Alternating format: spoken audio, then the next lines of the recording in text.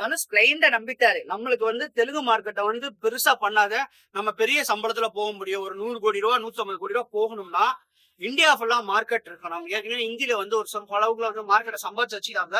ரஜினி சாரை வச்சு அமிதாப் பச்சனை புடிச்சு ராஞ்சனா அந்த மாதிரி 2 3 படம் பண்ணாம இல்லையா? அதுல பாத்தீங்கன்னா ஹிந்தில ஓரளவு மார்க்கெட் இருக்கு. ஆனா தெலுங்கு மார்க்கெட் அடி வாங்கிட்டே இருக்குது.